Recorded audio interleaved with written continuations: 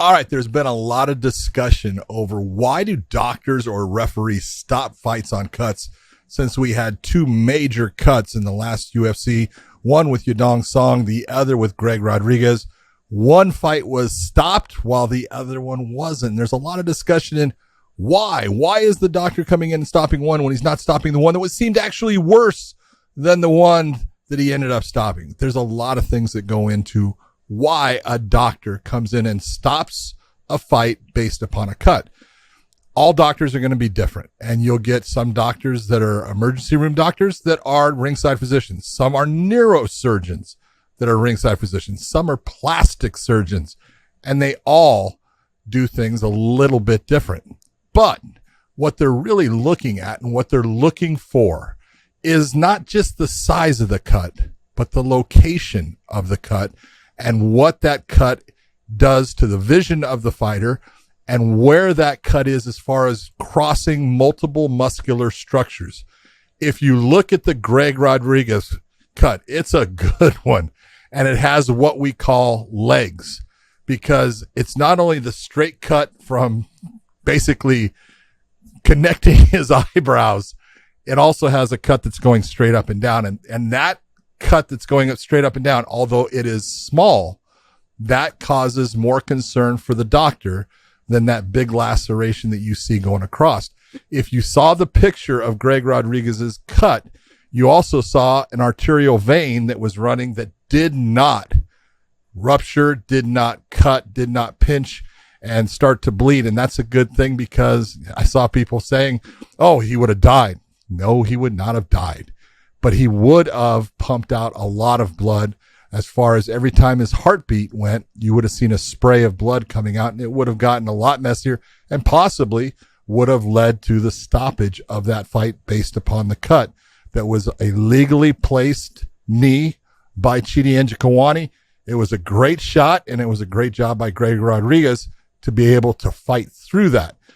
What you're looking at when you're looking at that cut, though, is not only the size, it's the direction that we're talking about. And when you see, I'm the perfect example. Take a look at all of the wrinkles on my face.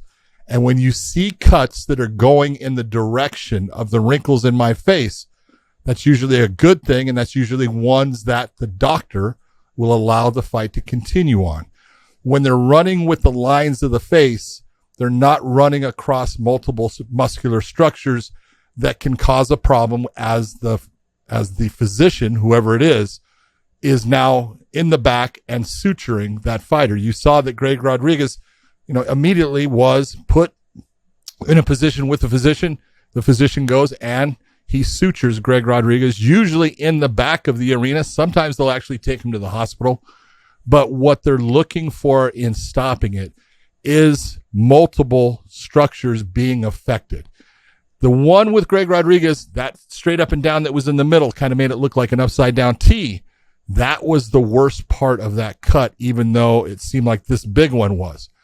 And that's because it can catch where you get that flap of skin this way or the flap of skin in the opposite direction. Can you catch as the fighters are throwing and a glove touches it and can tear it? That's where doctors will start to have concerns. The fact that it did not truly affect his vision in a bad way is a good thing for the doctor, and the doctors are always going to side on the caution side when it comes to, can the fighter see? If a fighter says that they can't see, you're never going to see a ringside physician go ahead, you can continue on. There's liability involved. There's all kinds of things that are part of the sports, and you have to realize we don't put fighters that cannot see into fights. It's just, never going to happen. You'll have fighters like Michael Bisping who will do things, and there's been other guys that have had one eye who have worked their way through cheating to cheat on eye tests and things like that. And hey, if they can do it, I'm all for it. I understand why you're doing it. But we don't put people that have visual problems in fights starting off. Normally, there are places that will allow a one-eyed fighter, but you get into that position where that fighter now is cut and can't see. We don't put blind people into the fight. So now we take a look at the cut that happened with Song. Yadong Song had a good cut going across his eyebrow and coming down. That was one of the big things that caused it a problem. It started to sprout legs in multiple directions. And that's why you saw the ringside physician many times went in there, looked, said, let him go, but watch it close. And he's communicating with Herb Dean and telling him, hey, if it gets worse, I want you to bring him to me. I want to be able to see it so I can say if it's at this point so bad that we're going to have to stop the fight, or I can allow the fight to go on. When we talk about those legs, it's also the vision of Yadong Song not being able to see. And he even said afterwards, I couldn't see after I was cut through with my eye at all. That is a problem. And there's a lot of things with depth perception, a lot of things going on there. But when that cut started to sprout legs is what we talked, meaning there's other cuts that are increasing off of it in other directions.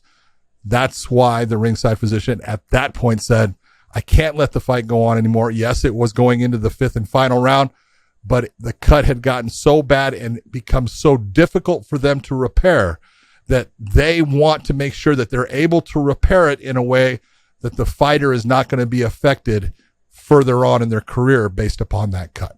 I hope that answers that question for you.